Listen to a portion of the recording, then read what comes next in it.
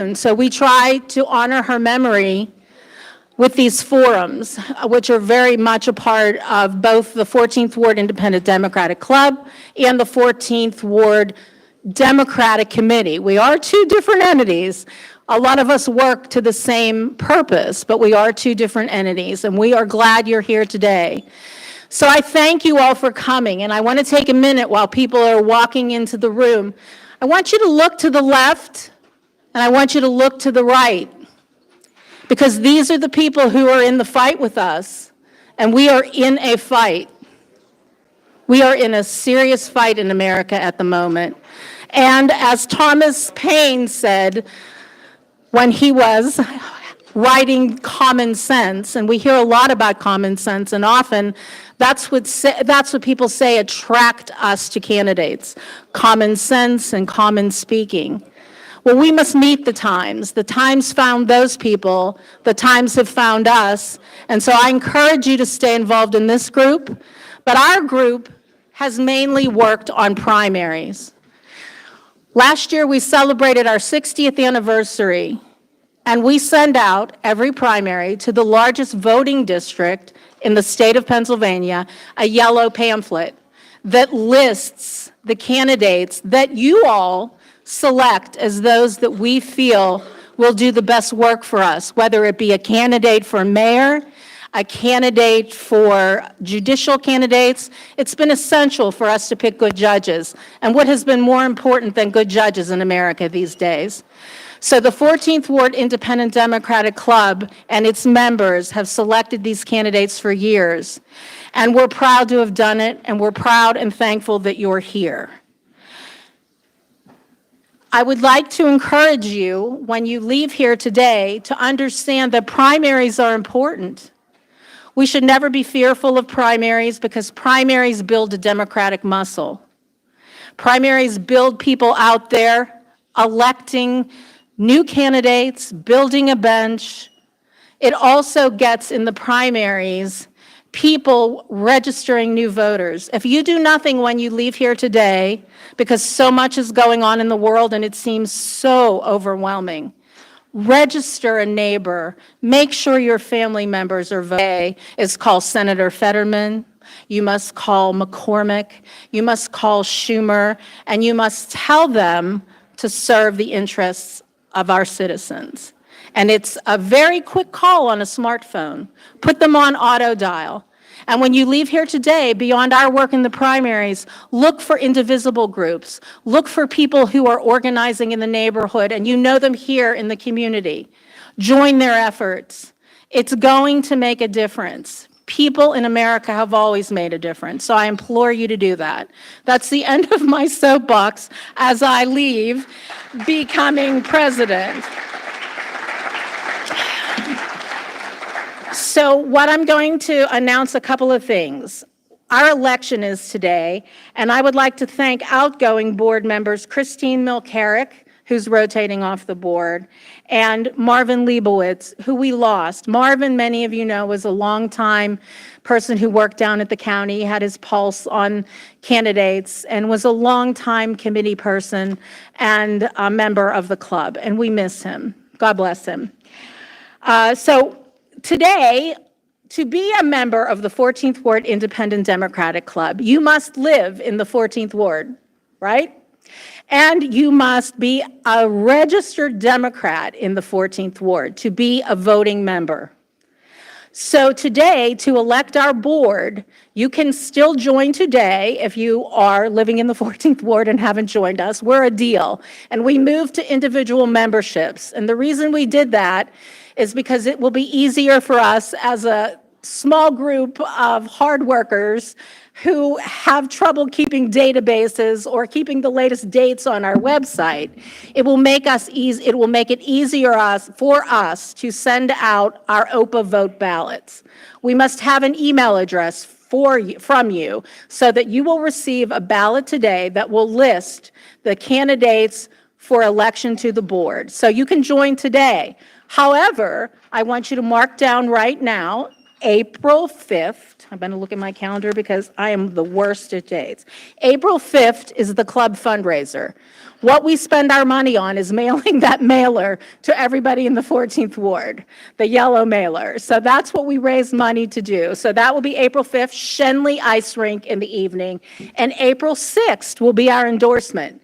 Now, it's going to be a hardy day because we have many candidates for judge who will come and speak before you, and you will get an open vote link then to vote to endorse candidates. So it's going to be a slog. Hats off to Jane Lewick. During COVID, we did this from my kitchen and did it online when there were like, how many candidates? 25, 30. So there's a lot of judicial candidates that are going to want to hear from you. So please come ready to listen and select candidates on April 6th at Shenley Rink. So today, after this meeting, 4 or 5 o'clock, you will receive your link to select for president Mac Booker, Linda Wren for Vice President of Endorsements, Jane Lewick for Secretary. And you will get to select 7 board members for two-year terms: Sabina Dietrich, Ron Gatos, Liz Haley, David Knoll, Janet Lundy, Frederick Prince, and Chris Zarowski. And Joe Recht is running for a 1-year term. So please look in your junk email and look in your real email this afternoon if you are a member. So I want to now thank the people that worked so hard to plan this event. We had a planning team. Greg is the chair of the planning committee for this meeting, and I want to thank the Democratic Club of the 14th Ward for helping get the word out. I want to thank anybody here who shared online and encouraged a friend to come here today. And I also want to thank Ann Belzer, who does print. When you talk about social justice warriors, right? And we talk about trying to find out what's true and what's not true. There isn't anything more hyper-local than someone who cares enough to go to meetings and reports what's happening in our community. And Ann does that so well. So go buy her print and go give her money so she can keep doing this.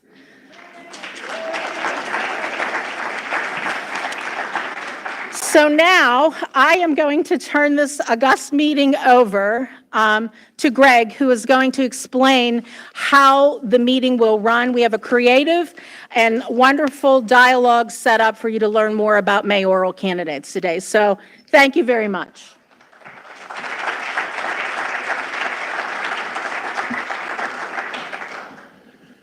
So welcome. This is the 2025 Barbara Daly Denko Political Forum, and it is a discussion between the mayoral candidates. This is what democracy looks like. Democracy looks like people making a decision of what's best for them and their friends and their families and their neighbors.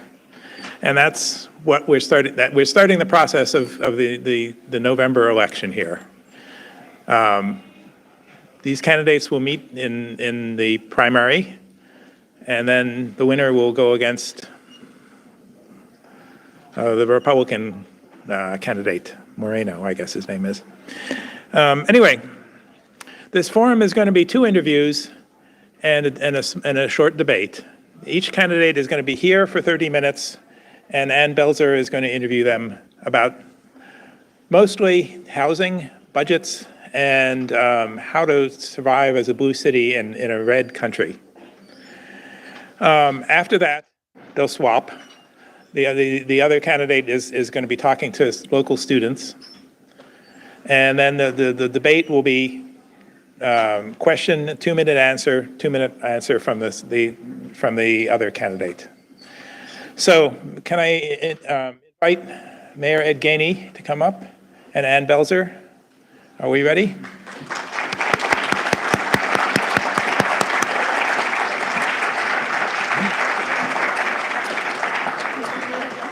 Good luck, and thank you.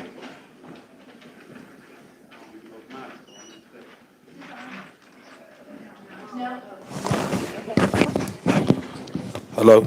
Okay. I'm on? Okay. All right. So I want to welcome you all to the Barbara Daly Danko Political Forum as well. And I'm Ann Belser, the publisher of print. And I'm here with my friend, Ed Gainey. We're going to have a great afternoon ahead of us, or I hope so. And we have a lot of dignitaries in the audience here, but I'm going to ignore you so I don't miss anybody. And but it is like looking out. It's like sitting and looking at all of my old friends, which is lovely.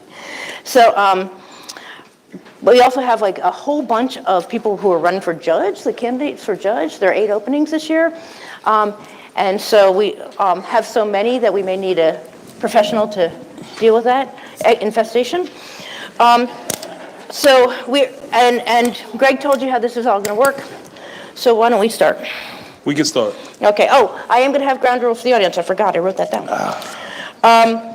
So please be quiet. Like, don't cheer. Don't jeer.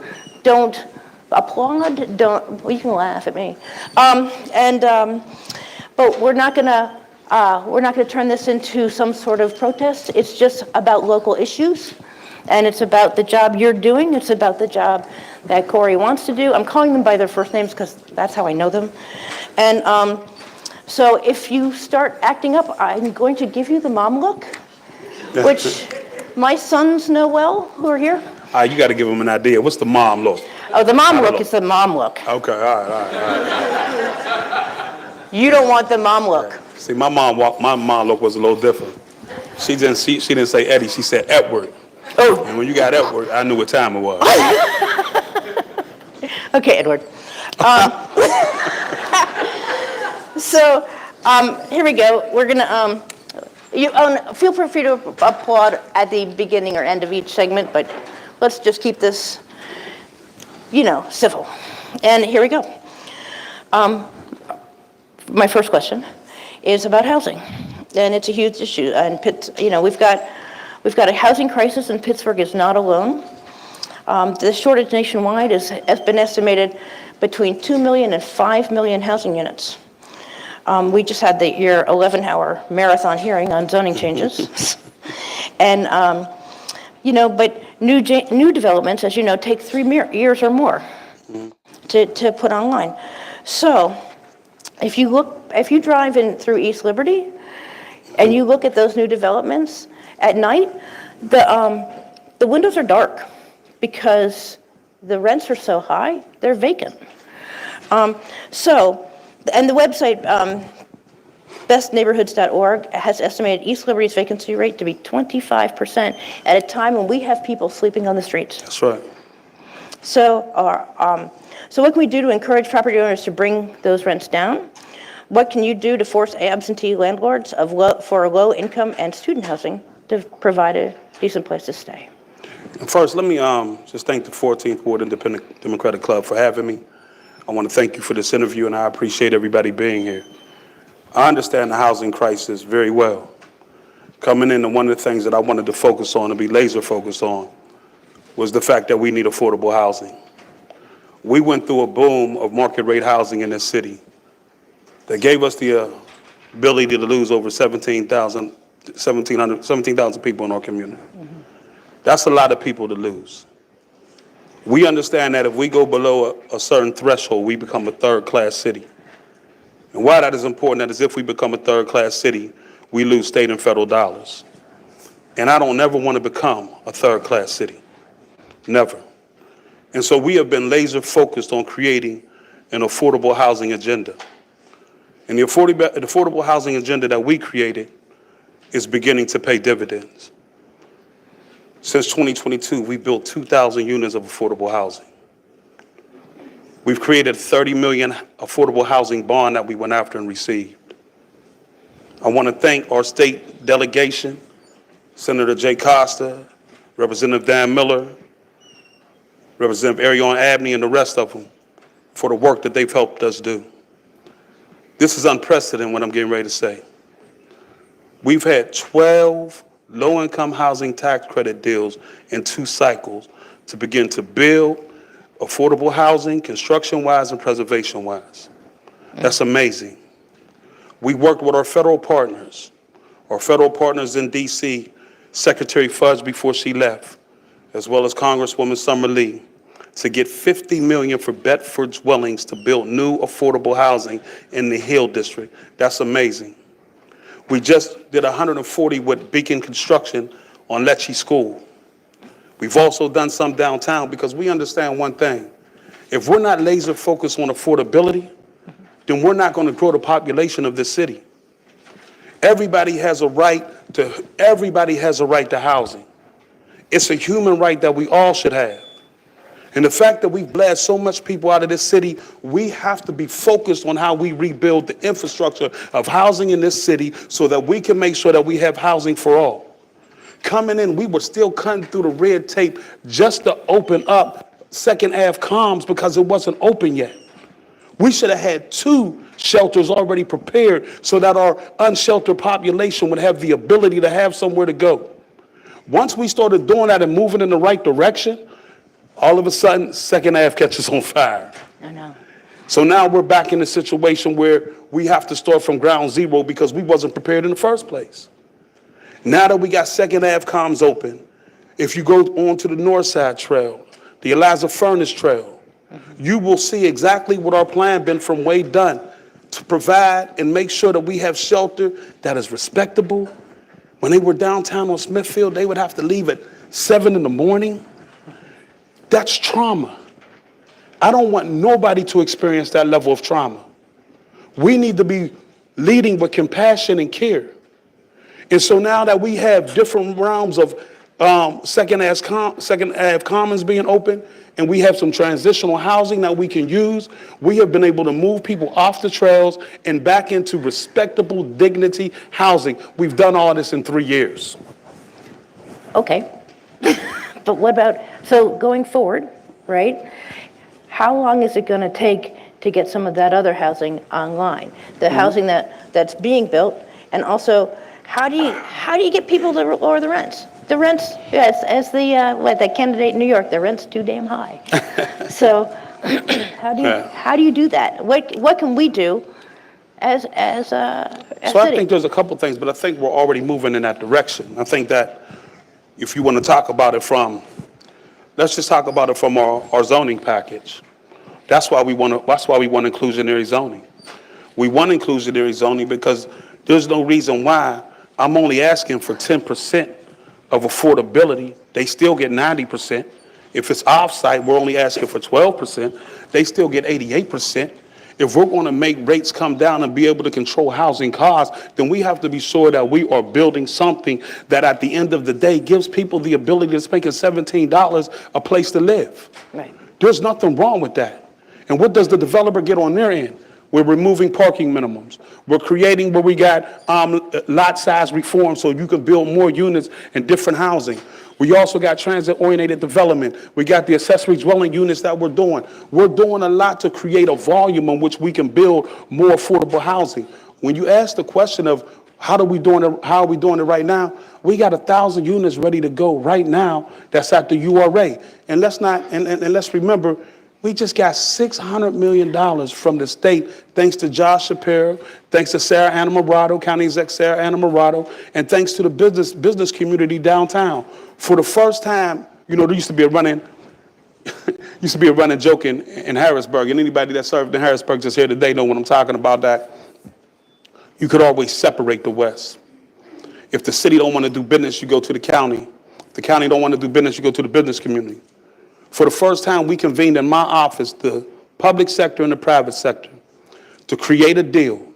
And in this deal, we would go to the state and ask them for $600 million to reinvest in downtown, to reinvest in our conversion projects, which give us the ability. We got 7 in the pipeline right now, which would give us the ability to turn commercial office space that won't be used in the residential units, to also talk about our public spaces like Market Square and Mellon Square, to also talk about public safety, that we're continuing to drive down homicides in the city, homicides downtown. We went from 71 to 42, and even though one homicide is too many, at the end of the day, that level of safety makes people feel safe and want to move, but we have to have housing products like the ones I'm talking about, and to ensure that people have a place to go. You are really hard to get a word in edgewise with. Okay. I have two things to say. Yes, ma'am. And to ask you about. One is, isn't the homicide rate following a national trend, not just a local trend? And then also, so like, how do you take credit for that when everybody's experiencing the same thing? And the other thing is about the accessory dwelling units, about the minimum lot size. I know that most, well, anybody who's here who owns their own home, right, most of your investment is in that home. And if I can have without zoning, because you bought it in a certain zone, without minimum lot sizes, with this ADU, somebody can build a 30-foot building in their backyard that would, here's a new thing, that would block your view shed. So that's the new View term. shed, huh? View shed. You know, they be coming up with that's some your creative view. names, boy. So yeah, I know, I love that. I heard that this week. Right. So if you're worried about most of your value, right? Most of what you have, like individual homeowners have, is in their house. And if all sorts of crap can be built in their somebody else's backyard, do they have a right to say no? And at what point? I mean, I understand the housing thing, and I get it, but I also there are going to be a lot of people who say, wait a second, not in my backyard, because it's literally in their backyard. So let me start with the public safety aspect, and I'll Okay. come into that. I heard you say that we can't take credit for the reduction of Well, I homicides. don't know that you can. Can you? Yeah, absolutely. Okay, then. But let me explain that, because that's deep. That's heavy in so many ways, right? Mm-hmm. Like that we shouldn't take credit. When I came in, there were 71 homicides in the city. The city was on fire. Was that your first year or the year before That was you? my first year. Okay. My first year, 71 homicides in the city. The city was on fire. And if the homicides would have went up, let me ask a question, would they have blamed me? All right. So now that What if it went up nationally, though? whether it went up nationally or not, Okay. I can only control my jurisdiction. Okay. And so if the homicides would have went up, would I got the blame?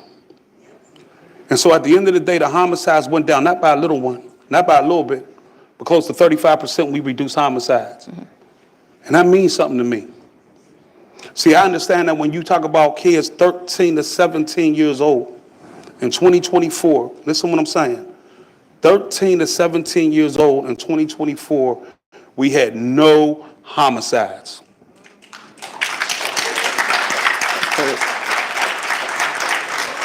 So let's talk about someone who lost a sister to gun violence. You don't think that means something to me? So when I hear the question of, should I take credit for that? I want to thank my Pittsburgh Bureau of Police, because even understaffed, they've done an incredible job at preserving life. I want to thank my anti-violence interrupters that no one gives credit to, because the only time that you talk about them is when crime is going up, right? Mm-hmm. Can we give them credit because homicides went down? Can we give them credit for the fact that even in schools, the same situation that I came into right here in Squirrel Hill at Starbucks, right on, I think that's on Forward, one of them, that the kids every day were fighting, they were we eliminated that. And we didn't do it by arresting them and putting them in jail. We put our reach team out there. Our reach team was able to reach those children and make sure that they were doing what's right. It's not about who you can put in jail. It's the relationships that we can build that help preserve and save life in this city. Yes, indeed, I'll take credit. All right. Mom face. So, okay. Now let me get to the housing. Yeah. Let me get to the housing that has segregated this city for so long. Let's talk about the housing that at the end of the day, you keep coming to get taxpayer subsidized money to do your development, but you mad because I can't ask for 10% affordability.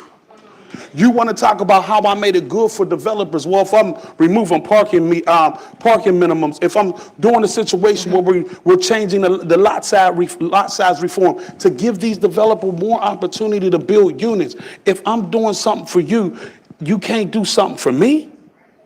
But you want my tax subsidy.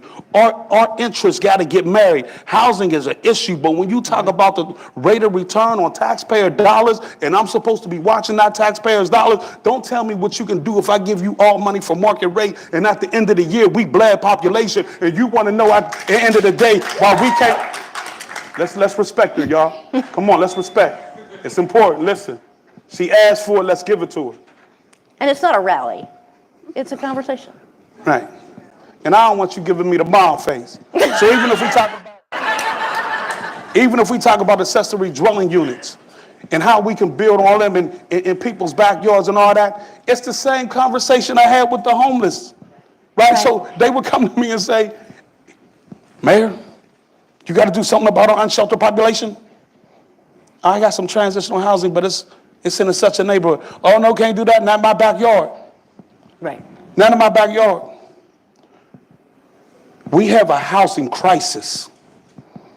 I come up in Section 8 housing. I know exactly what it's about. Mm-hmm.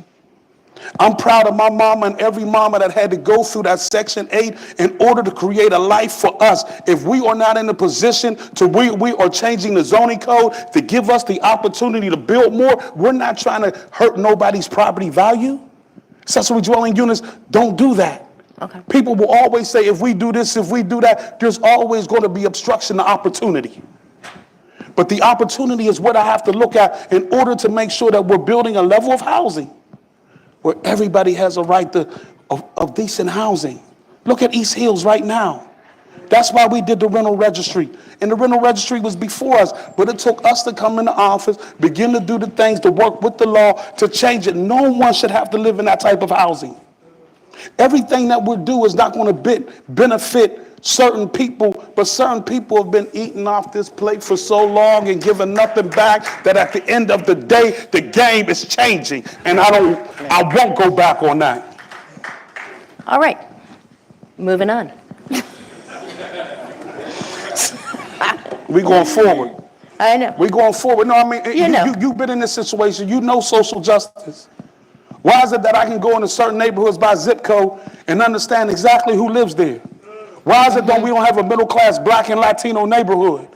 Why is that at the end of the day, we lost so many African Americans from this city, moved out of the city because we built all this market rate housing that did nothing but shrink our population and get us closer to a third-class city than really looking and saying, how do we create a smorgasbord so that everybody has an opportunity to live in our city? I'm not wrong for that. And if any developer feels I'm wrong, ask them why you need my money. There you go. We're going to go on to another question, though. Go ahead. All right. Tone it down. It's not. I know you just look great, though. It's the passion, though, because I got to be honest. I grew up here. I know this. I love this city. I do. I mean, listen, all the negative, all the positive. I love this city because I couldn't be me without it. But I've also seen the injustice. Mm-hmm. I've experienced the injustice. I'm not a student of, I'm a product of. All right. And so at the end of the day, I know what it takes to move this city forward. If I can stand up to the nonprofits of the world, the Post-Gazettes of the world, the developers of the world, in order to get some integrity to a point that we've evened the playing field so that everybody can feel welcome, let that be. All right. So let's talk about the federal government. And oh, wow. Here we go. I mean, you know. Well, not the whole federal government. You got something stronger than some water? So, I know you've been very vocal about your position on ICE coming into the city, but I'm going to give you a chance to tell everybody here. And also, you know, they're coming in and they're harassing people who are even in the country legally, or even were born here. But here's the question I have for you. First off, let's give you your position because you haven't. But what happens if the federal government threatens you with jail? If they threaten me with jail? If they threaten you with jail. I'm going to start praying. You know what I mean? I mean, like, you know. We'll give your position first and then. I mean, yeah. I want to make this the most welcoming city in America. It goes back to what I said before, a city of segregation can't never be incorporated together. Mm-hmm. And so I think that we have a right because we are a city of immigrants. We have Polish Hill, Squirrel Hill. We are a city of immigrants. And I like that. I like it because it's diversity of life. And so I'm not interested in helping anybody, and we don't have a problem in this city. And the numbers justify this, of a lot of immigrants that have done a lot of different things, because at the end of the day, we're all immigrants. And so I'm not looking forward to helping anybody hurt somebody. My job is to keep this city safe. And I've been working from day one to keep this city safe. And the reason why that is important to me is because I don't see where ICE coming in and harassing, kicking open doors and taking people and putting them in jail and deporting them for this country. That is not something that keeps people safe. That is a trauma mechanism that will trigger some things that will make people act out in a way that hurts society, not better it.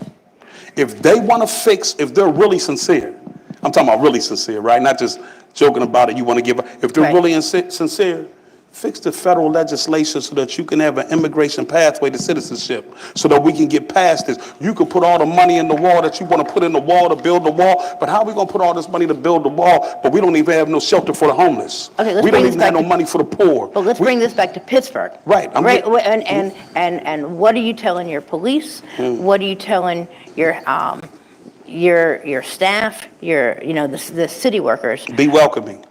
Okay. Be welcoming. So they're not supposed to work with ICE? Be welcoming. If They ICE understand what that means. And I Okay. made it clear what it means. I made it clear what it means. I'm not going, listen, I'm not going to pretend like me taking that stance, I wasn't scared. I know I'm a target. I know I've been a target my whole life. I know I'm a target. So when I took that stance, I knew what I was doing. But I believe in the fact that you don't make people live in trauma, because that's a trigger that at the end of the day brings violence that we don't want in our city. And so I've been very clear, and I was the first one to come out and say it. The same thing with the DEI. I was the first one to come out and say it. That at the end of the day, if we don't create programs so that we can catch up for what we didn't have in the past, we're not building a nation to give opportunity. We're still building a nation that says, I'm going to prevent you from moving forward. We have to create as many paths to opportunities as we can, so when people come here, they don't leave. They want to see, they stay because they see the culture reflective in our community. That's all we building. So whether it's DEI, whether it's ICE, I'm not with any policy that harms people. I understand that. And I don't want to harm nobody. I want to build a city, and I will build a city for all. Just watch. We're already doing it. We're already doing it. Every policy that we put forward is about people. And that's a big fight. Listen, I tell people all the time, most politicians come and all they do is talk about issues. And as long as they can give a nice academic conversation about the issues that we're going to have, that's fine. Everybody can have an academic lesson.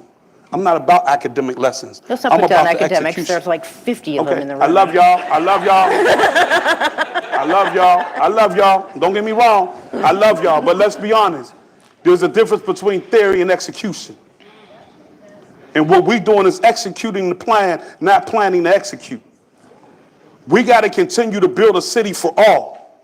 And that means making sure that public safety is where it's never been before. That's making sure that housing is in an area that we're building it for everybody. If we're not building a city for all, then don't tell me we're leaving yesterday. You want to leave yesterday? Help me build a city where everybody feels included, where every zip code that you go into, you got nice housing, you got safe neighborhoods. I was so thrilled when I found out Homewood only had 2 homicides in 1 year.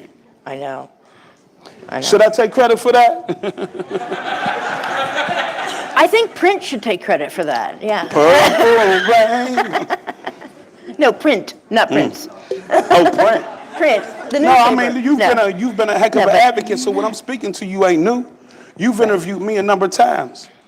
You sat with me a number of times. You know I'm not one to talk about what's going to happen. I'm going to execute. A lot of people don't even know the things that I just rambled off that we've done, because I'm not going to get good press. Wonder why? Oh, that's right. I don't speak to the Post-Gazette, right? Because at the end of the day, me not speaking to the Post-Gazette is because I'm supporting workers, working class families. But here's the catch though, man. I'm not the only one that don't speak to the Post-Gazette. Sarah, it's county exec, right. the governor. But why am I the target? There you go. But here's the question. So let's talk about North Homewood Avenue. Yes. Because North Homewood Avenue, Larimer Avenue, you know, they're places that had thriving business districts. And I know that there's work to try to bring those back. But tell me a little bit about your plans for the coming administration, you know, Well, let's talk about Larimer Avenue Okay. first. I believe that Donna Jackson, Chase Patterson has done an incredible job of changing the image of Larimer. Larimer is no longer a violent neighborhood. And so at the end of the day, I think the new housing that's went up in Larimer has been a benefit. I think the squash has been a benefit. I think the ability that Dredd is doing to reshape his business and also add a commercial establishment to be able to sell Caribbean food is a benefit. So I think that you see the Larimer Consensus Plan actually gaining momentum. And they know whatever I can do to assist them. We're already in conversations with them to help them talk about their 100 for 100 plan. We want to be able to be partners in that. I also think that the addition of Councilman Kahari Mosley, really working closely with those communities, bringing them together has been a benefit. Now, I will say this too now. You know, it's been a little bit difficult because you know how active I was in the 24th Legislative District. And so a lot of times I've taken a back seat because I want Kahari and Latasha May, excuse me, I apologize, Councilman Kahari Mosley and State Representative Latasha Mays to really be able to get in there and create their own environment. And wherever I can assist as a mayor, I will do. North Homewood Avenue, you asked me about. So let's talk about North Homewood Avenue. We are beginning to talk about how we build North Homewood Avenue out. You'll probably see a little bit more housing, more than you'll see commercial, because that corridor is great for transit-oriented development. So as we talk about North Homewood Avenue from a transit-oriented development standpoint, it makes sense to continue to build on some of those houses there till we get up to Frankstown and begin to talk about how we redevelop Frankstown. And we have communities all over the city who have these issues. I mean, we even have some vacancies in, in Squirrel Hill, business vacancies. What do you do to make it a more business-friendly environment? You know, to make it a more business-friendly environment, you have to look and see what'll make place right now, like supporting entrepreneurs. Like, you know, at the end of the day, the North Homewood Pizza Shop, and as well as they're doing down there. Seeing what, yeah, I mean, that's a heck of a, you should clap for that. That's a heck of a development. No, I have to say that pizza shop, they doing it. Every time I go there, like, Dana's they are, Bakery, Dana's Bakery. been there for a long time doing it. So And we have Solid's Hardware, if you ever need anything. Yeah, Solid's Hardware, and thank you for letting me know what happened too. I appreciate that. Yeah, he's a good guy. Yeah, he was a great guy. It's working with the community to bring businesses that will set the new environment, because we're not going back to yesterday. So the same level of commercial that you've seen 50, 60 years ago, that's gone. We have to start looking about from a commercial standpoint what'll work today. And so the things that I'm talking about are working with the community, supporting the entrepreneurship, supporting the development on Frankstown like Dina Blackwell's, trying to make sure that she's okay so that we can continue to develop around her. Take the initiative of the ownership that is there right now and the entrepreneurs that exist in those communities and start creating programs, not programs that don't move. I'm so tired of programs that don't move, but programs that help build a community by looking and seeing what the basis of what that community needs right now. That's the emphasis of commercial development. All right. Are we? 2 minutes? Okay, go wild. You got 2 minutes. You ain't gonna give me that mama look? Listen, I want to say thank you. And I want to thank everybody here. I appreciate this opportunity because a lot of times we have done some phenomenal work in the city. From reducing the homicide rate, non-fatal shootings are down, to a housing bond of $30 million to build more affordable housing and preserve housing that we had, to $10 million in our housing opportunity fund. 37 million of our ARPA dollars have went to housing. Never before unprecedented, 12 low-income housing tax credits in 2 cycles. Able to clear off the trails on the north side and the furnace Eliza Furnace Trail, the most diverse administration the city has ever seen. NFL draft coming next year. $600 million from the state for redevelopment downtown. The list goes on. Traffic calming patterns like have never been seen before. We boost the budget. And let me be honest, I want to also give a shout out to the Department of Public Works. When I came in, it took us 4 days to get 2 inches of snow off the ground. We invested a lot of funding in the Department of Public Works. And we always say, give us 24 hours, and if your street is not done in 24 hours, call us and we'll go get it. You know what's happening now? One, we have a reduction in the amount of calls on snow days. We're getting to 311. But here's what happens. If it starts snowing 2 hours later, I'm getting telephone calls. I got some snow on my street, Ed. Like, what's going on? It's been 2 hours. Give them an opportunity to get there. And let me say something. To sweep my sidewalk, Ed. And let me say something that I want to end with because I think it's extremely important. And this question wasn't here, but there's been a lot of conversation. May I? Sure. I want to tell you how proud I am of Chief Larry Scarrato. And I want to tell you exactly what happened because there was a lot of misinformation out there about it. I made a promise to the police department and the Department of Public Works when I took this position that at the end of the day, I would never criticize them in public because you can't build morale. You could just tear people down. Larry came to me when he first got elected and asked me, could he referee? And I said, no. I said, the only thing I care about is getting homicides down. He said, well, you know, we got this new 21st policing. I said, I really don't care about that right now. I just want to reduce homicides. He came to me and said that he said, if I get homicides down, can we revisit this conversation? I said, we can. So from the door, there was no backroom deals like what's reported in the media. That was misinformation. I got to stop. Nope. So. All right. Thanks, David. I was going to finish it, but that's it. Hey, thank y'all so much. Thank you. Thank you. Appreciate it. Thank you. Thank you. Thank you. Thank you.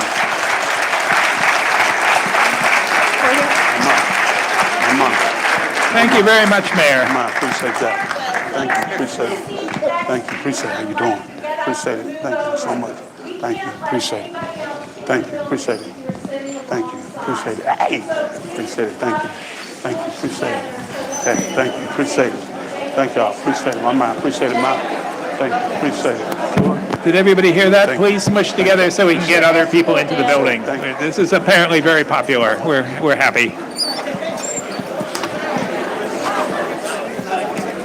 You feel? This is Ed's. Yeah.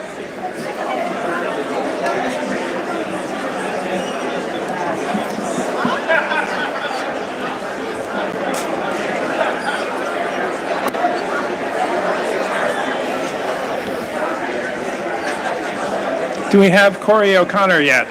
Is he back from his outing with the students? I told Michelle 25 minutes. Yeah, please have a seat so more people can come in.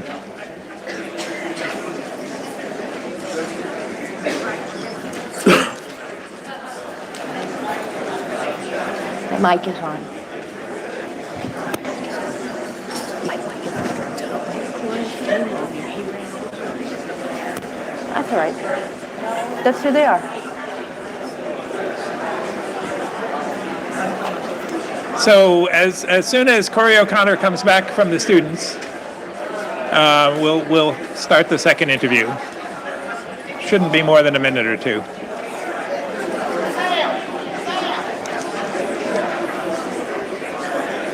Yeah, there's some seats up front.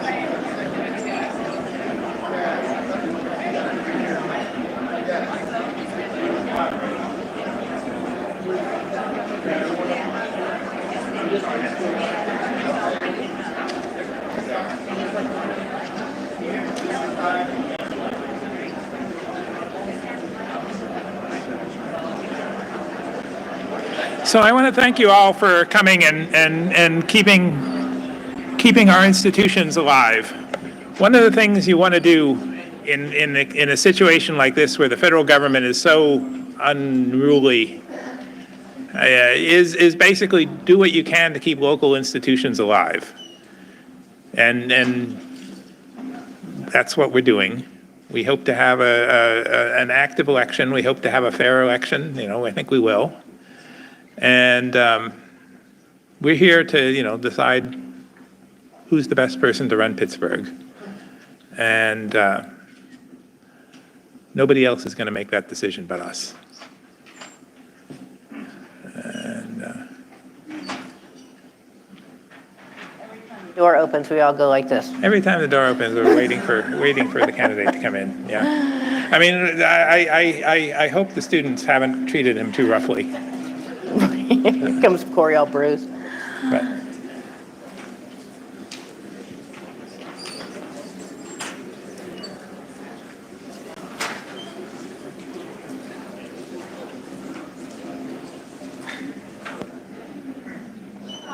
While we have the audience, yeah. I will tell you, you found on your flyers today, on your sixth flyer from Fair District, PA, also another good group to plug into. Tonight, there's going to be a large phone call online with Indivisible throughout America. I can't encourage you enough to find other organizations to bond with and to learn from. Because right now, the information that we're getting on our phones is going to be piped in through people who are controlling our phones. So the only way There we go. the only way we're really going to know what's happening is to be in touch with each other. And so I want to keep reinforcing that. And now Corey is here. Yeah. I'm sorry. Well, no. Oh, no, I'm it's sorry. not Am I sorry? We're glad you survived the students. Good to see you. Corey a new one. O'Connor, No, candidate for mayor. it's okay. Make sure your And it microphone's looks on. like, for those who are online, I just want to say that this place is packed. And this is what Pittsburgh does when we don't have football. So. True, right? It's true. It's true. Yes. If the Steelers were playing, we'd have 4 of you. Okay, so I already went I through hope your this. questions are easier than the last group. They asked me what my favorite Bluey episode was, so. Yeah. Well, you would know. I watch a lot of Bluey, yes. So for those of you who don't know, how many, you have 2 kids, how old are they 2, now? 3 and 1. 3 and 1, so. Yes. Yeah, there's a lot of Bluey in the house. Okay, so we're going to start with, we'll just hit it off the bat. Okay. And everybody's been warned, they're not supposed to clap and make noise, and I've been pointing at Moira. And we're going to start with housing. Okay. Okay, and I'll read, you've already heard this, but I'll read it the same thing. Pittsburgh's not alone in the housing issue. Nationwide, we have a shortage of that's been estimated as low as 2 million and as high as 5 million housing units. And we just had an 11-hour marathon hearing on zoning changes. New developments take 3 years or more to get online, though. So if you go through East Liberty, the luxury apartments, a lot of those windows at night are dark because they're vacant and the rents are too high, or too high for normal Pittsburghers, for your average Pittsburgher. And the website bestneighborhoods.org has estimated East Liberty's vacancy rate at 25%, while we have people sleeping on the trails. So what can we do as a city to encourage property owners to bring down their rent? But also, what can we do to force absentee landlords or property owners to for low-income and student housing to make sure that their tenants have a decent place to stay? Okay, so it starts with, I assume you guys were talking about inclusionary zoning. So I support inclusionary zoning. I voted for it in Lawrenceville and Bloomfield. What's going on right now, though, is a bill that doesn't actually help the entire market. Each neighborhood is different. So when you talk about inclusionary zoning, you have to actually be inclusive in having all neighbors and residents and organizations come to the table to talk about housing. That's what we did when we started the Housing Opportunity Fund. That's the type of leadership that you need to have those detailed conversations. And I believe that we can build affordable housing all over Pittsburgh. Everybody said we couldn't do it in Squirrel Hill. The gateway to Squirrel Hill, under myself as councilman, is affordable housing units. You can do this when you have people lined up, when you have properties available, when you start looking at tax incentives, when you start looking at waiving fees, like tap-in fees at PWSA, when you look at RCAPs and other LIHTC grants that you can build affordable units all over Pittsburgh. And right now, we aren't having that conversation. Again, inclusionary zoning is a tool that I would love to use, but each market is completely different. So we have to have that conversation. Your second part was about the rent's too high. Mm-hmm. Yeah, right. So what you have to do is, one, clear a backlog out at the Housing Authority, who have a lot of people sitting and waiting on vouchers. Let's start using those vouchers, getting people into units because they deserve it. And I assume the other part of that question was talking about unhoused individuals, or are we talking about that later? We can talk about that whenever you want. Okay. You know, I didn't know if we were yeah. So this it's sort of that's a sort of a scene setter. Okay. All right. Got it. And let's just talk about like what's going on. All right. But one thing about the housing vouchers is that they're handing out housing vouchers. I mean, well, they've stopped actually for a while because there aren't somebody gets a voucher, they walk, they look for an apartment and they can't find one. Because back to the rent's too damn high. Right. So. And that's where you have to go to the vacant spaces and the landlords and the owners and say, look, this is where you have to partner with the city of Pittsburgh. These individuals need space. We need space all over city. We have empty units everywhere in Pittsburgh. And that's where you have to be at the forefront of that conversation. Again, just like we did when you're talking about credits, when you're talking about the Housing Opportunity Fund, when you're talking about getting loans at the URA in order to do more affordable units. The other thing that we don't have enough of are shovel-ready sites to build new across Pittsburgh. And that's something that has to be discussed. How do you get that? How do you get that? Well, you want to take a drink first? No, I'm good. You start actually looking at where we have wasted money over the last few years. We had $340 million from COVID relief money that went to hiring 100 new employees in the city of Pittsburgh. Who's going to pay for those 100 employees?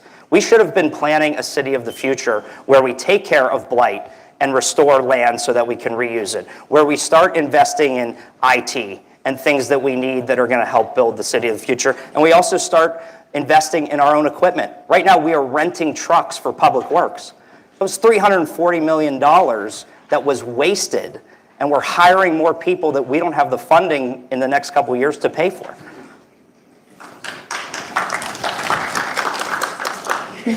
I'm giving you the mom face right now. Detention. Everybody gets detention. Absolutely, yeah. So, right. Okay. I mean, I'm not Okay, agreeing with you, but but what about? But what are you going to do? What's your position on? There's inclusionary things, but there's a whole menu of options that are on the table right now. Where are you on those? So I think cleaning up the code is a good thing. I think that our code and zoning has been way out of date. And that's conversations that we just had about Oakland development with the kids and density issues and additional dwelling units. So I think cleaning up the code is the right way to do it. But I also think, again, you have to bring in people that want to talk about this issue all across Pittsburgh. It can't just be a select few. Okay. So let's get some specifics. Mm-hmm. All right. So cleaning up the code means? Means, again, in certain areas where your density might be 2 floors. Well, if you want to build more, let's clean it up to where it's 4 in certain areas. When it talks about adding additional dwelling units like what do they call it? ADU? The ADU thing? The ADUs, where the city is actually on the right path in cleaning up those bills, but the problem is those bills got stuck with an inclusionary zoning bill, and we're not actually moving those bills forward, and they have to be moved forward. So I'll ask you, well, what I just asked Ed, with the ADUs, right? Somebody has a house, and they've put all their wealth into that house, and their next door neighbor builds a, 30-foot ADU with a garage and everything, blocks their view shed. And so, what do you say to them? That's why, again, when you clean up code, it can't just be given to somebody by right. You usually have a neighbor, or you go through the planning commission, or an approval to do something to that extreme. But that's why when you clean up the code, in the legislation, right? It's like you can put a two-car No, garage. and we had that happen right down the block from where I grew up. Somebody went on the garage and built a 3-story building. Like, you can't do that. Those are the types of things that have to be, again, coherent with the neighborhood itself and the feel of the neighborhood. You just don't want to come in and start building high everywhere. And that's why, depending on what the zoning code says, you have to go step by step and clean it up so that you can do those things. And how are you on removing the minimum lot size? Minimum lot size per unit? It depends on where you're at. Again, if somebody wants, to buy the side lot from their own house, yes, that's not a problem.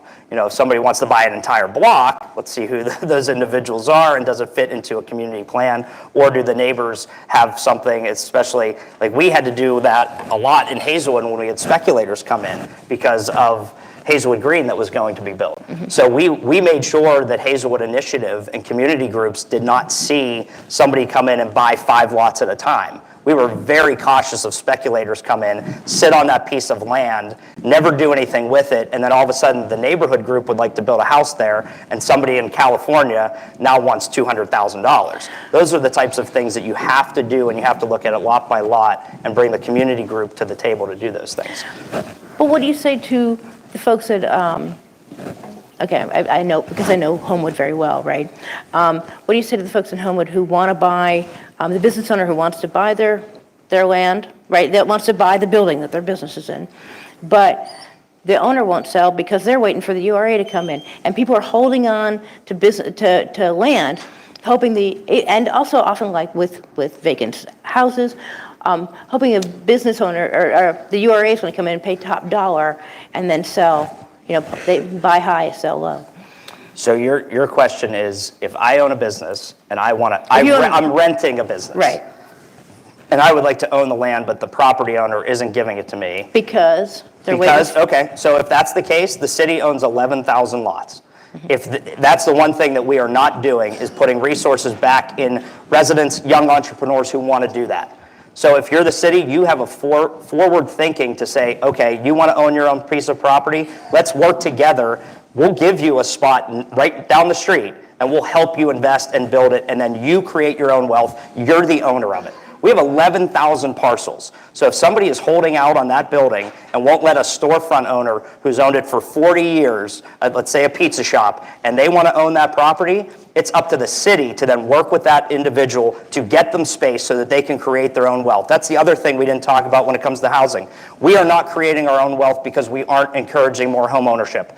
We know that generations of residents in this city, had not had the ability to own their own home.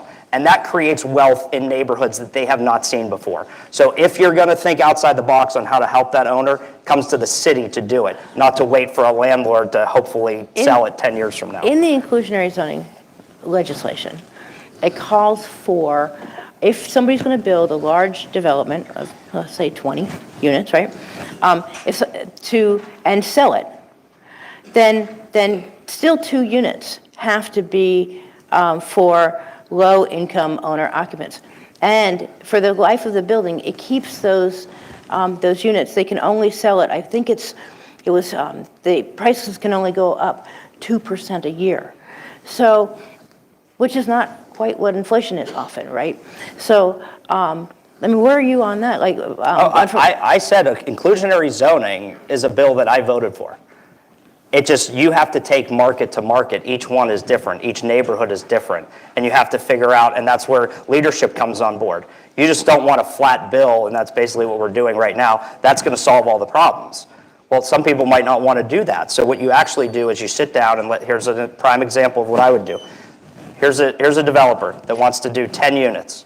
Okay, here's what we're going to do. We're going to look at tap-in fees, things like that we were just talking about. Okay, 7 of those units can be market rate. The other 3 have to be affordable. And we also have to push for affordable ownership. And then those individuals that aren't tied into a 5-year deal where they are stuck living there for whatever the time frame is, they should have the right that if they own it, they can sell it whenever they want. And would that be for a lower price, or would that be at? No, that would be for a lower price. I mean, you'd have to have it affordable at that price. So market's here, lower price is here, or affordability is here. And how do you enforce that? You are owning these properties. But they don't. Somebody buys it. I said if somebody is coming to us to negotiate that, that's when you have those conversations. And you have to be forward thinking to ensure that that happens. Again, we've done it before. I've done it before. Nobody thought we could do an affordable housing trust fund. We have that. There are tools in the toolbox that we aren't using. And the big shame of it is we are not growing, and we are not growing fast enough. We need more than 1,000 units a year. Other cities are flying past us.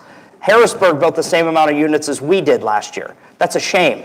We should be actually building and building and building so that we can have affordable units all over Pittsburgh, and we're not doing it. We're stuck in a stalemate of not building and growing, and that affects a lot of people. What's holding us back? What's holding us back? Well, can I just say the administration? No. What's holding us back? Again, not a vision to do this. I mean, where is the vision for growth? What are the specific things, right? Like, what I want to do something, and it's not like, oh gosh, the administration won't let me. It's what is it? Actually, they won't. If you go to planning and zoning, they are turning down developments with affordable housing in them. So you already have the image that Pittsburgh is not welcoming to people that want to build any type of housing, regardless of what it is. And then when you go to our permit system, there is no reason why permits should take 5 to 6 months to do it. California is looking at a bill where it would be 15 days to get a permit.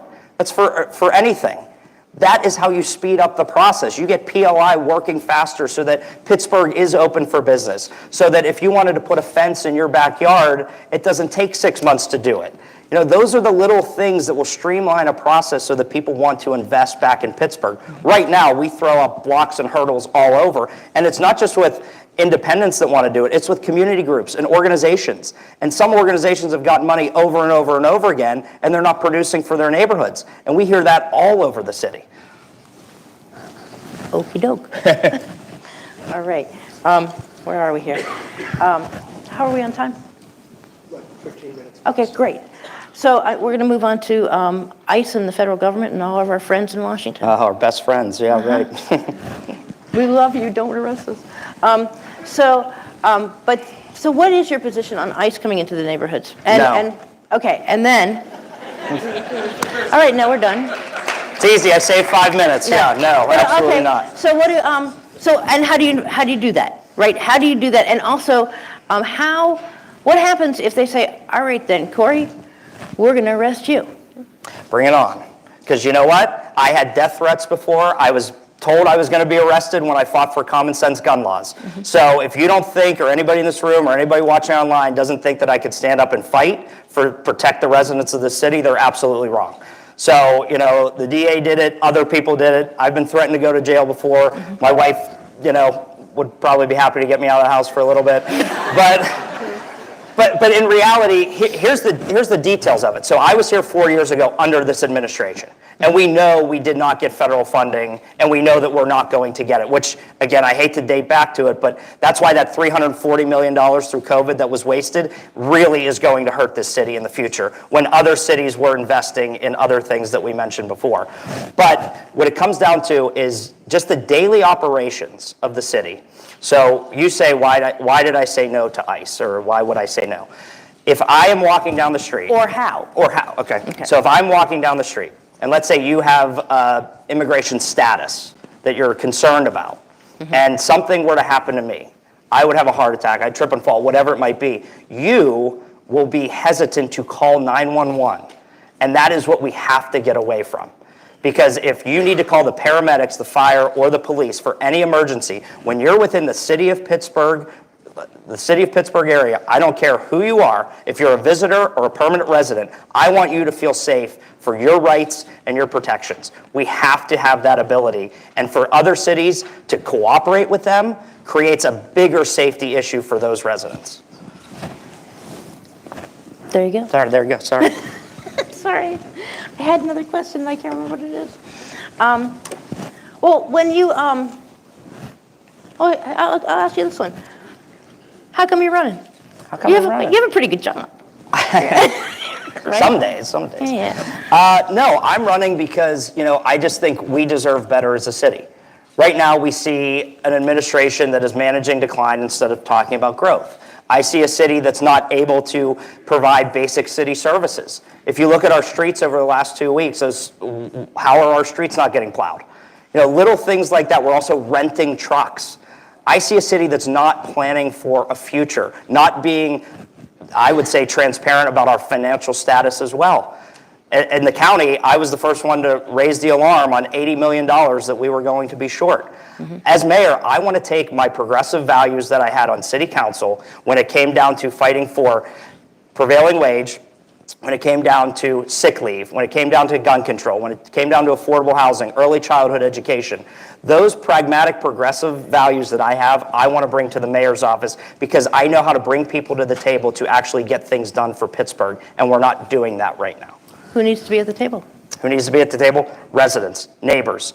Diversity needs to be at the table. We need to have people from all across Pittsburgh sitting at our table talking about various issues. Organizations that have been left out for so many years. Organizations that are doing work but need assistance to do more work. Those are the conversations that have to be had right now. Okay, so how do you take, this is one of the questions I had for Ed, which is when you look at some of the neighborhoods, right? And I use North Homewood Avenue and Larimer Avenue as examples, but also Squirrel Hill has some vacancies. How do you push business development in those areas? Because it's great to live there, right? And we have housing that's going up in Larimer, but how do you get the businesses in there that'll keep people so that you can walk out and get a cup of coffee? You can have that walkabout. Sorry. So first, you start with prioritizing money in the budget for areas like that. Uh-huh. So what we just did was we spent $6 million from a New York company to come in and do a citywide planning study. We have planners. We have the Department of Planning. Mm-hmm. We have neighborhood organizations that have done plans that can combine into look at a citywide plan. That's $6 million. We should be spending $1 million in 6 neighborhood business districts that have transit lines, that have vacant storefronts, or that you can build new storefronts. That's where you start redeveloping the hearts of neighborhoods. We live in Squirrel Hill. The heart of Squirrel Hill is Murray and Forbes. We can have 6 major intersections like that if we would have taken and prioritized neighborhoods and people first above another citywide plan. That's where you have to focus and get right to the heart of how you rebuild our neighborhoods and give people chances and opportunities to grow, create wealth, and home ownership within their neighborhoods. You prioritize and you spend money there. Okay. But I still don't understand how you're doing it. So you spend money. But you spend money on what? You spend money on, what I'm trying to get is what's the piece here? Okay, you take $1 million, okay? Mm-hmm. And there is a corner that has a bus line going through it. There's a vacant building, vacant storefront. Mm-hmm. Let's say we own it, but if there's a vacant space next to it, let's say we don't own the storefront, but we own the vacant space. You invest that $1 million right there, and you bring neighbors and residents and community groups into that corner so that you've now created a vibe in that neighborhood. You start with young entrepreneurs who have never gotten a chance before. So you're building buildings to... It can either be built or rehabbed, but right in that heart of the neighborhood, because then the domino effect happens that you're creating jobs, you're creating wealth, you're creating opportunities and vibrancy in communities. Right now, you're not doing those things. You're looking at studies that have been done multiple times. Well, the URA is putting money into rehabbing buildings. Mm-hmm. And rehabbing those buildings costs a whole lot more than $1 million for some of them. The cost of construction is skyrocketing. So how do how do you prioritize too? What neighborhoods? How do you know? I mean, there's all that. And that's where you look at neighborhoods that have not seen that type of investment and know that if you build a corridor, that then the domino effect happens. And you look at, let's go straight down Frankstown. Go down Frankstown, pick any intersection you want. Let's invest in that intersection because that goes straight through the neighborhood. We know that there have been businesses on that neighborhood before, right on that main drag. You look at where there's new housing with choice housing as well. You kind of combine it and do that, and you have a planning department that does that. That's where it's, why are we wasting money when we could actually be spending it and producing good things for our residents right now that we're not? All right. That's the frustrating part, yeah. How are we doing on time, Dave? 9 minutes. Oh, should I take longer to answer these questions? Like way yeah, brevity is the soul of wit, though. Let's talk about. I am sorry. Like he went through these questions way faster than the other guy.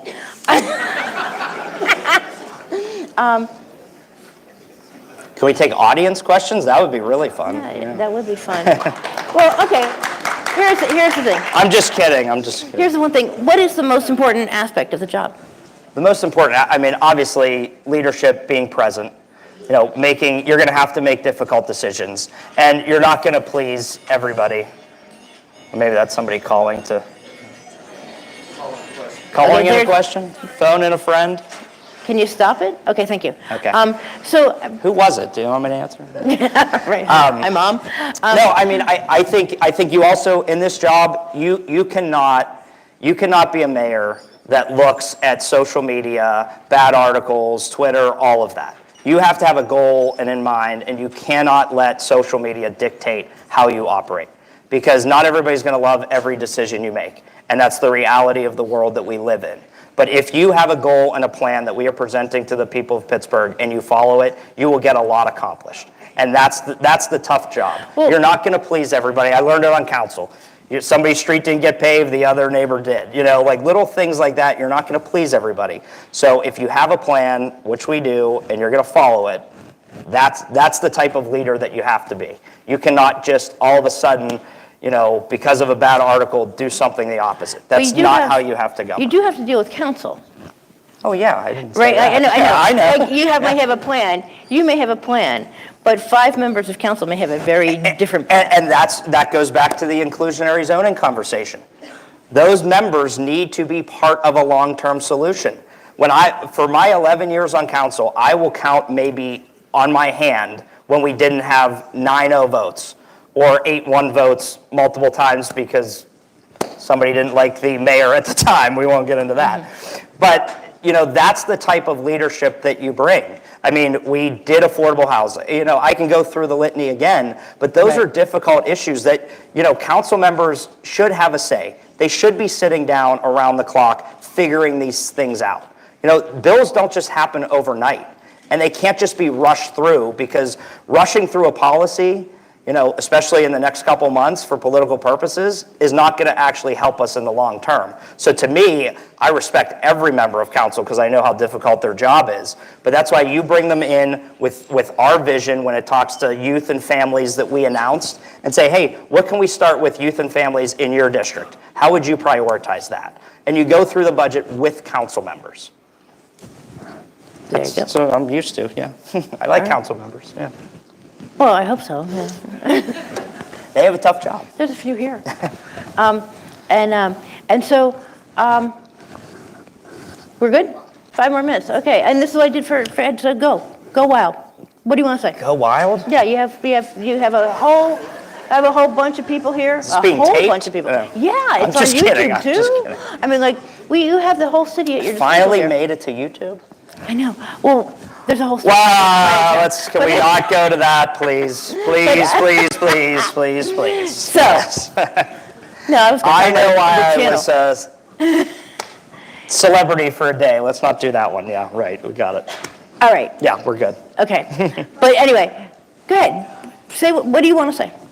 No, I mean, I want to say that for me, I'm eager to do this job. Lived in this city my whole life. I have a 3 and a 1-year-old. I'm going to live here for the rest of my life. I see Pittsburgh at a crossroads right now where we have to grow as a city. Each and every community has a seat at my table. They did when I was on council. I'm not going to change my strategy. I'm a nice guy. I get that all the time. But sometimes you have to make difficult decisions, and we have to hold people accountable. And right now, this city is not being held accountable.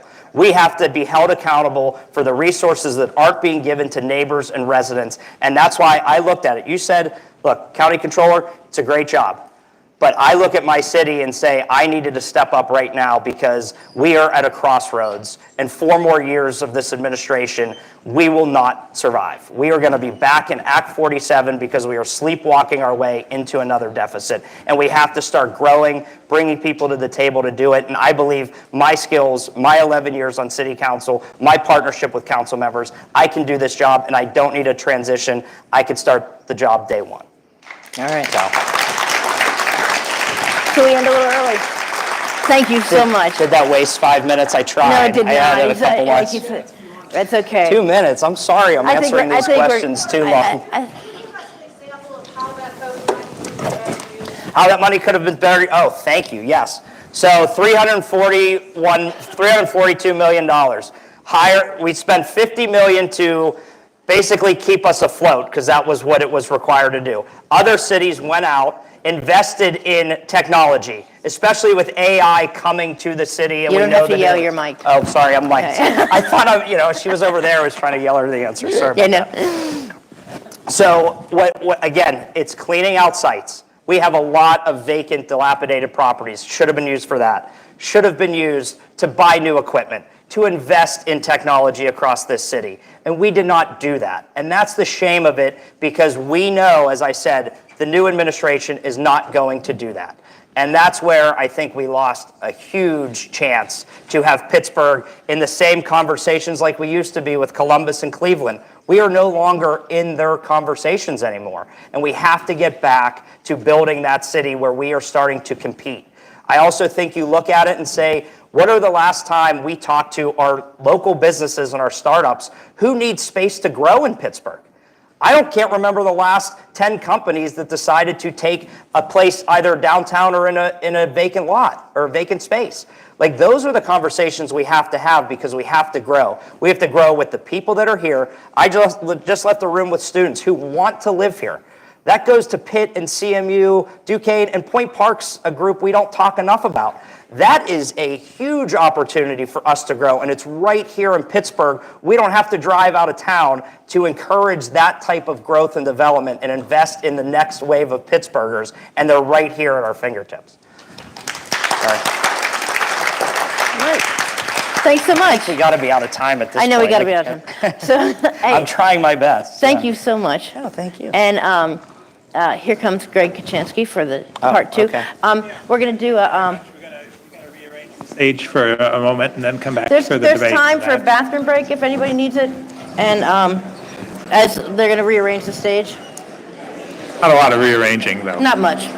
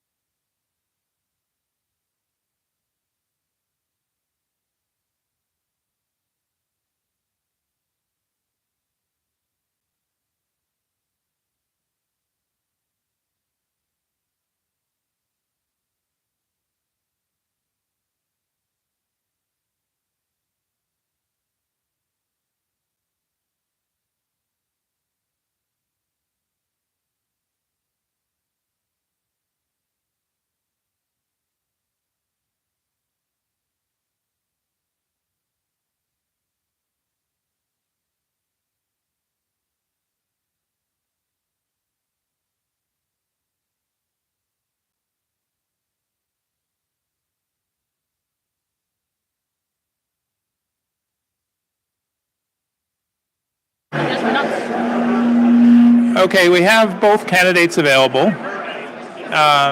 Is Ann Belzer available?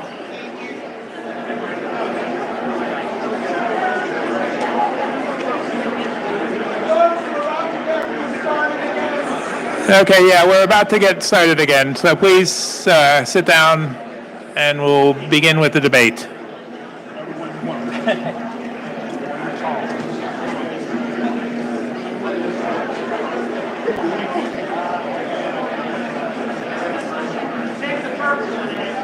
So the debate will be on topics we've already worked through, more or less.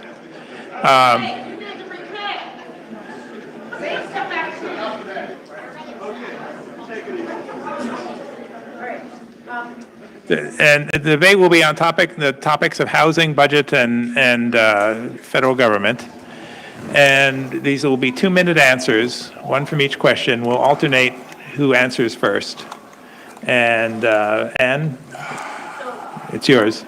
So first off, I had a conversation with the folks from Walnut Capitol just now. Turns out, they say, the East Liberty, the housing is much higher, the vacancy rate is much lower, and there's almost none. And they have numbers to back it up. So, and since they own half of East Liberty, no, I'm kidding. But I'll trust them. So, okay, so actually, the questions are not just on the federal government and housing and that sort of thing. We already talked about that. So we're going to talk about a couple things that are really, I was in control of what the final questions were. And this one is one that's, let's start with Corey first because Ed, you went first for the conversation. So this one is near and dear to most Pittsburgh's hearts, and it's traffic control. We have. Yeah. Explain to the audience how much time. Oh, okay, sure. How it's going to go. So I'll ask a question. You have 2 minutes to answer. The next person has 2 minutes to answer the same question, and then we'll move on. If you have a rebuttal, you can start it in the beginning of your next answer, but we're gonna it's gonna be fast. Lightning round, kind of like wait, don't tell me, right? I'll say a limerick and then you finish it. Okay. So the first question is about traffic control, and we're gonna take speed humps, which do sound a little bit naughty, but everybody wants a speed hump on their street, and nobody wants them anywhere else. They add to pollution as cars slow down to hit the speed hump, and then they speed up and they hit the gas again. And our speed humps have no design standards, clearly. Some will take out the bottom of a small car, even at the 15 miles an hour you want to go over them. So what is the policy on this? Like, how did this all start? What are the stats to back these up?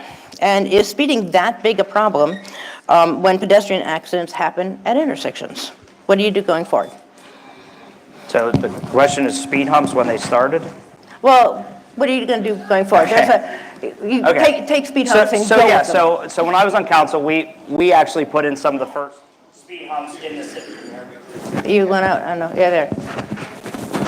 Yeah, okay, sorry. We put in some of the first speed humps in the city of Pittsburgh. So to me, it's about safety in our neighborhoods and our communities. So speeding is always an issue. I do know that the mayor's agenda he has a zero vision, which I commend him on. I think we have to keep our neighbors and our residents safe when they are walking to school, when they're walking to their business districts, when they want to go and see things across this city. It does come down to safety. The one thing I always get, and you actually said it in your question, speeding is just don't get meat with a speeding ticket. I remember that on city council. So I was at CDS, and the neighbors or the residents asked me for a meeting. And they said, our parents are really worried about the speeding at CDS. And I said, okay, we're going to have a speed cop up there. Well, then we had a meeting the following night. Everybody in that room got a speeding ticket and was mad at me. So speeding is a thing. We have to protect our residents. We have to ensure that there are no strips where the city of Pittsburgh where you can exceed the speed limit to 20 to 30 times. And that's the type of city that you have to build, you have to grow. And the stats that we are going to get from the red light cameras should actually help us build a city that slows people down, because we'll know where people are running more red lights than anywhere else. And I commend council for that, and I commend the mayor for his zero vision when it comes to safety and deaths on our roads. We have to do that, and we need to continue what the mayor did, but also take it a step further and see what the data comes back from council. Oh, I forgot to say. So David Dunn here has your timer. Oh, And- sorry, David. Did That's you okay. give me No, a you were time? good. Okay. So if you see him, he'll hold up 30 seconds, Got it. and then he'll hold up stop. Go ahead, Dad. Yeah, You ready? yeah. Traffic calming is a value. And we can't just look at it from one prong. It's a prong that we have to continue to look at it for, and how we create equity in our communities. When I came in, for instance, we're in Squirrel Hill that had a whole lot of speed bumps. But you had no speed bumps in Glen Hazel, none in Hazelwood, none in Greenfield. There's no equity in that. And so people can't see or feel safe where they don't see equity. So working with Councilwoman Barbara Warwick and Councilwoman Erica Strasburger to be able to talk about how we create more safety in our community. One way we did it, you just heard me say, was expand some of the speed bumps. The other way that you heard us talking about, thanks to Commander Vanaski, is that we also started to be a little bit more reinforcement out here when it comes to speeding, because that's important. The more they see a police presence, trust me, the more they slow down. The red light enforcement is the third mechanism that Councilwoman Strasburg talked a lot about. That also helps us with community police relations. Because now, instead of having that constant interaction that can cause problems between the police and the community, the red light cameras will give us the ability to be able to send in and say, hey, we're watching you. And so sometimes I got a problem with Big Brother. At the end of the day, the things that we can use to make this city safe is what we're going to use, because I want to make this city the safest city in America. Can we make those speed bumps, though, a little bit lower, because they're destroying my car? Yeah, Okay, we can talk about that. All right, but, okay. Okay, next one. So, I ain't want that mama look. you're okay. Okay, so let's turn to the budget. COVID funds have been spent. What are your budgeting priorities as the revenue shrinks, especially as downtown property owners appeal their assessments, so it's going to go even lower? And federal funding is going to be threatened. You know, that's So, a great. Oh. whoa. So what services will you safeguard, and what's your threshold for raising taxes? Let me say this. When we came into office, we knew that our budget was going to be our moral compass. And we understood that the ARPA money was leaving, that the real estate values downtown was going down. And we were transparent with the community to let them know exactly what was going on. Because it's important that we be the protector of your tax dollars, and I can't do that if I'm not transparent. We went out and we made sure we did city in the streets so that we could hear directly from you exactly how you wanted to prioritize our tax dollars. We went around to every zone in the police department to find out what we can do to better handle public safety. We also went around to Department of Public Works and found out what they don't need, because at the end of the day, we knew we were going to have to invest more up front, because we were going to come into 2 lean years, and in these 2 lean years, we had to be sure that we were doing what was right by the taxpayer dollars. Thirdly, we created a task force that considered Controller Rachel Heiser, Councilwoman Erica Strasburger, in my office, so that we would be all on the same team about where we were from a budget standpoint. And we didn't have to raise taxes. We budgeted the money, we stretched that penny thin. See, being in this situation caused for us to be able to have to make hard choices. And we did that. And we finished this year with a $4 million surplus. Now, if you take it to the county, where my opponent has been the chief financial officer, the watchdog for county dollars, For 2 years, this budget has had structural deficits, and we haven't heard one word until County Exec Sarah Anamorado took office, looked at the budget, found out what was going on, and even in the midst of the conversation, there was silence coming out of the county controller. Even Rachel Heisler, though it was a fight, always mentioned the fact that at the end of the day, she was watching our dollars. Okay, so let's start with what the city needs. Well, right now, if it snows, we need plows. You did not invest in plows. What you did was you went out and hired 100 new people. You took our parks tax that was supposed to go into recreation centers, hired more people. You went on a hiring spree when you know that the city could not afford it. You ask who blew the whistle on the county? I did. I said it this summer before the county executive even proposed her budget. So you want to be transparent. Let's be transparent about how we're going to build the future of this city, and it's not going to be a spending spree. The reason you have a $3 million surplus is you didn't fill positions in the budget. It's $4 million then, fine. So what happened with that money? You took our public safety and you decreased our officers. You did not fill in our officers. You want to talk about transparency? That is not how you build a city of the future. You are not investing in the future. You are plugging holes to get by an election season. I did blow the whistle on the county. I will start investing in things that impact us each and every day. Our neighborhoods, our rec centers, our public works department, so we don't have to rent vehicles anymore. We were also cutting our pothole budget. Drive out there right now, there's potholes all over this city.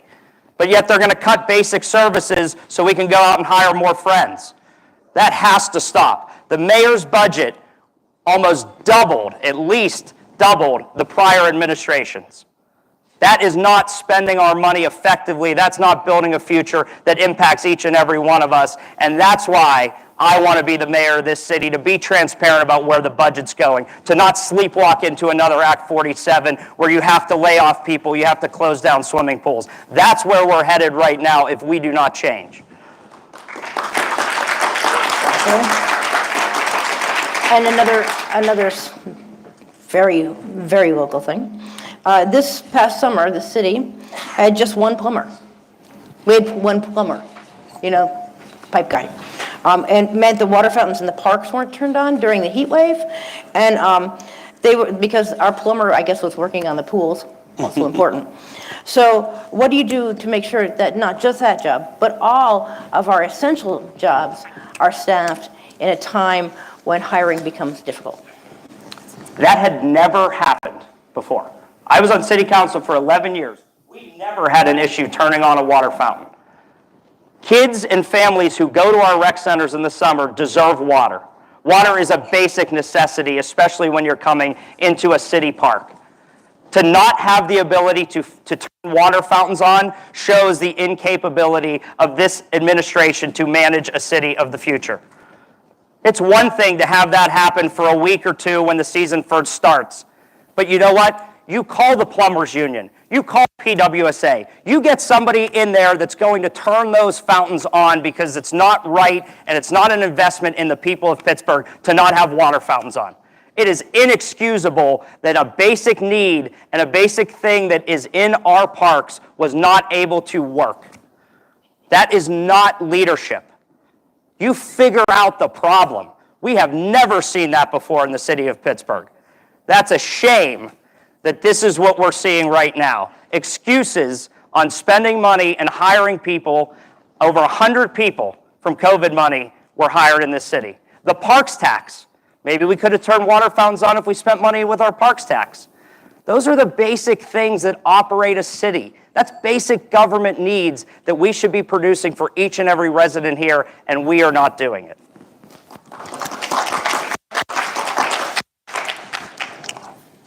Thank you. I want to be real transparent, because some things are rhetoric and not action. And I want to make sure that we understand some things. Highland Park, their water fountain was cut off before I even took office. So that's not true. The park in Highland Park didn't have a water fountain. So when we talk about being transparent, we got to talk about what we know, not what we think. And the reality is it was cut off. My first budget, go back and look at it.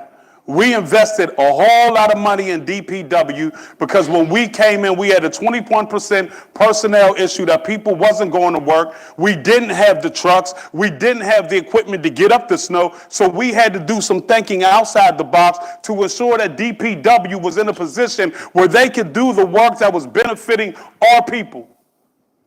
We invested and we bought 7 and rented 7 trucks to be able to get the snow up because it didn't exist. Department of Public Works have put in more work right now than they have put in the past.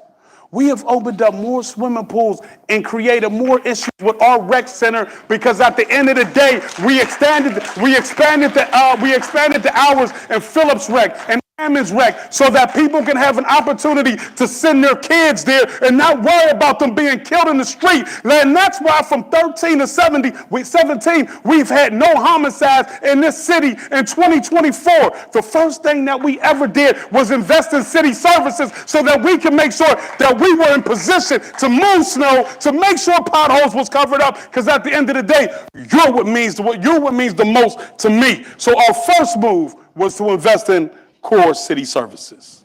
That's the truth. And one thing about the budget, since I got a minute, go find out where his solutions was for the budget. And you know what you'll see? Zero. All right. This question goes back farther than last summer because it's been a long time coming. Anthony Coghill is right. When it comes to city-county building, it's the victim of a deferred maintenance. When you look at because there's that old adage that everybody wants to build something, but nobody wants to maintain it. So what are you going to do to increase the maintenance, not just of our local infrastructure? You're working on, we've got bridges, we've got parks, we've got city-owned buildings like the city-county building, and community centers. And that's sort of the heart of our city right there. You know, when I took office, 3 weeks into my administration, I woke up to the biggest nightmare that I could ever wake up to. I was on my way to work, and I got a text from a lady named Tracy Batten that said that the Fern Hollow Bridge had collapsed. I had no idea what she was talking about. I'm 54 years old, and I've never seen a bridge in this region collapse. So when I get downtown, I call out to my public safety officials to find out if I can come out there. And they said I couldn't because the gas line severed and gas was blowing east, west, north, and south. We ignored the inspections.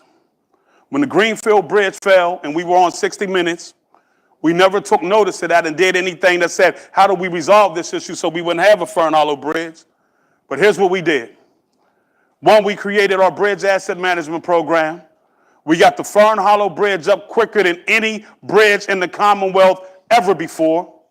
We also made sure that if a bridge was in failing condition, if the bridge was in a condition that we knew were failing, because that's what the reports told us, we were closing that bridge immediately. And I know the Charles Anderson Bridge, the Panther Hollow, I apologize for the inconvenience. But I will not wake up again to a bridge that has collapsed. We were fortunate. 2-hour school delay, so no kids was on there. People jog under that bridge every single day. We were fortunate that there was nobody under there. We inherited the deterioration and the disinvestment in the city county building, in our bridges, in our roads, in our infrastructure. And when we came in, we started putting the right investments in place to fix DPW, to fix our bridges, and to ensure that the safety of our residents are the most important thing. So I apologize the fact that those bridges are closed. But when I find out that a bridge is in failure, I am not waiting to wake up again. I will fix it immediately. So you mentioned your investment in DPW. Why 2 weeks ago when it snowed did your office print out "surprised by the snow"? That is not prepared for what the city needs. You are renting vehicles. You are surprised by the snow. You want to talk about outgoing budgets and being transparent about bridges? You have $0 set aside for bridges in the future. $0. The state of Pennsylvania under Governor Shapiro and prior under Governor Wolf has built more bridges in the history of our state, and we have one. I was there that morning with you. You want to talk about the Greenfield Bridge? I was on council investing millions of dollars going for state money so that that bridge did get repaired. Same with the Duck Hollow Bridge. We can talk about infrastructure, but let's be transparent. There is zero money in the budget for bridges, zero in the future for neighborhood investments, zero for small business, zero for IT. That is not building a city of the future. That is sitting back and waiting for something to happen. That is not being transparent with the budget or with DPW. I mean, that's as simple as I can get with that answer, but I know you had another point to that question. I just heard that. What was the actual question? Fixing up the city-county building, too. Fixing up the city-county building. Again, city-county partnership. I've been on that elevator where it broke down, and that was no fun. But those are the types of buildings that we have to invest in. You want to also talk about the art money? When it comes to rec centers, Cowley Rec Center on the north side, supposed to have $5 million to rebuild it, move somewhere else. We are not investing in our rec, in our youth, and in our families. My first initiative was about growing our city, growing our young families, supporting them before and after school, having programs where moms or dads can drop their kids off at 7 to 9 in the morning because we know people work 2 jobs now, and the city of Pittsburgh should be reaching out using those rec centers effectively to help each and every family grow. And if we're going to grow this city, it starts with young people and young families. Thank you. All right, and I think our last question, yeah, and then we'll have short closing statements of about a minute. But a portion of the school district's wage tax was diverted to the city during the city's last financial crisis. That diversion now amounts to about $20 million a year, and the school board keeps saying they want that money back. Well, I know that this was accomplished through an act of the legislature. You can't do this yourself. But would you lobby to have that money revert back to the schools? Why or why not? So yeah, you're right, you have to go to the state. I actually think if we want to partner with the schools, we would go to the state and ask the state for a comprehensive plan because the city cannot lose that $20+ million that we're already in deficit in the next couple of years anyways. So if you want to have a long-term partnership with the schools, it starts right now. We haven't had that in a while, coordinating efforts, working with our schools, having our schools give us access to their buildings on weekends so that our kids have places to go. There's no reason on a Saturday that our aquatics division cannot be teaching a swim class at Alderdice. There are pools and facilities that this is the time to work with the school board, go to the state, look for a long-term solution to their problems and our problems, but now we have an ironclad commitment from the schools that they will partner with the city in building a future for all of us. So I am open to the idea of going up there and talking to the legislature. I think we have to. We are all going to need money in the future, but that's the type of commitment that I would have, is going up there with a partnership with the schools that the city residents benefit as well as the school.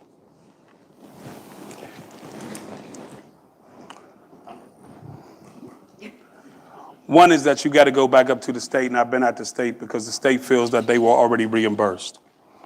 So many at the state, this deal happened before I became a state representative, but it's one that I began to discuss as a state representative to see how we could help our school system. So we would have to have a conversation, one, to talk about where the money was reimbursed, what the state feels about that, and how we can better coordinate efforts between the state and the school district. That's a conversation that's been going on. It's a conversation I will continue until we can discover whether the state believes that the money was reimbursed or not. That's number one. And so will we be doing that? We're already doing that. We've had these conversations before. We will continue to have these conversations, but that's where the breakdown is at. Now let me bring up some things that I want to clarify. We've invested in our rec centers. That's why we got Ammons open late, and that's why we got Phillips open late. That's why we're running night basketball, to be able to keep our children off the streets. We've invested on our families. We created something called the Youth Civic Leadership Council, which gives high school kids an opportunity to be with the mayor, get 3 college from CCAC, get a paid stipend from workforce, Rob Cherry in the workforce, Because at the end of the day, it's also why we had interns in my office that could be with me to help talk about the future of this city. It's also why we created a partnership with the school district so that I can go out into the schools and discuss value with our children. See, when we're not sure about what we're talking about, we just can't speak rhetoric. We got to speak truth. And in speaking truth, the civic leadership program, our youth commission, the ability to go in there and create atmospheres where we can talk to our children, the after school programs that we open up, the Westinghouse swimming pool that we're opening up to make sure that we can get more paramedics that are young, the schools that the programs we are opening up to ensure one thing, that we can have more paramedics coming out of high school. That's an investment in children, that's an investment in family, and that's an investment in you. All right, and that is the end of our debate. Before you guys give your closing statements, I just want to say that I've known you both for many years, right? And I've known you both to be friends, right? I mean, you should have seen these guys in prior years. They were always friendly, and they were. It was like very much the Mr. Rogers neighborhood thing, and as Democrats, which you both are, I hope that when this is over, that you can come back together and work together, and not let any hard feelings linger. So.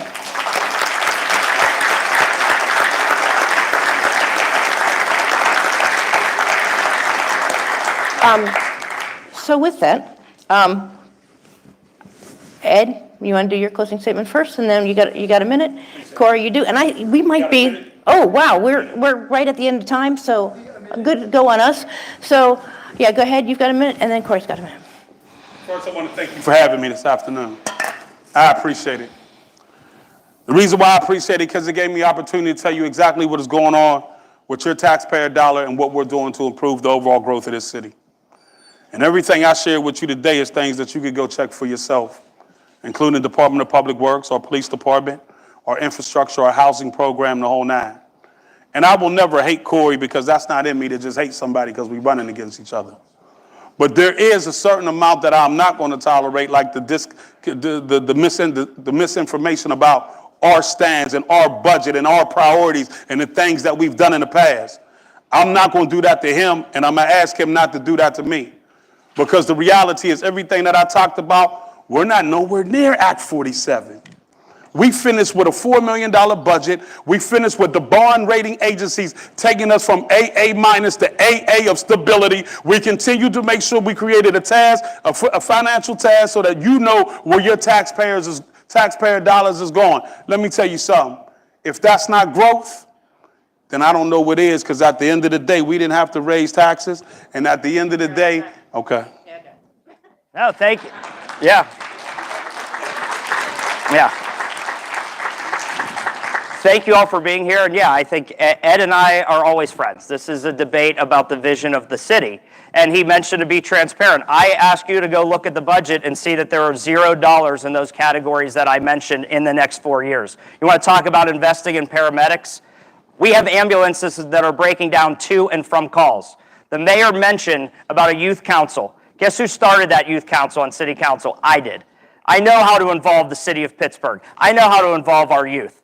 I'm looking right now and seeing lack of transparency when it comes to public safety, when it comes to hiring a chief of police that's allowed to go out and referee basketball and put our lives at danger. We didn't talk about those issues today, but if you want to talk about growth in a city of the future, it starts with me.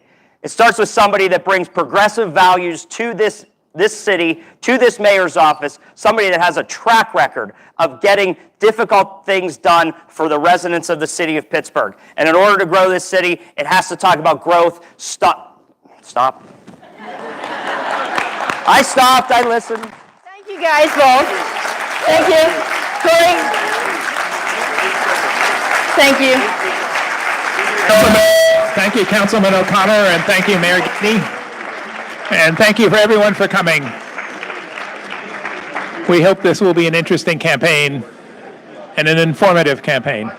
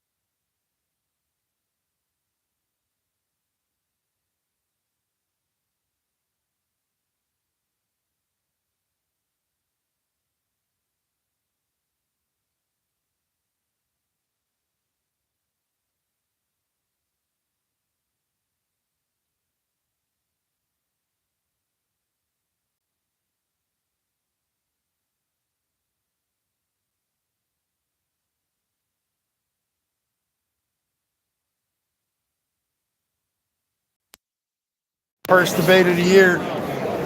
Thanks for coming and watching. God bless. Have a great day. We'll be live streaming the next one as well.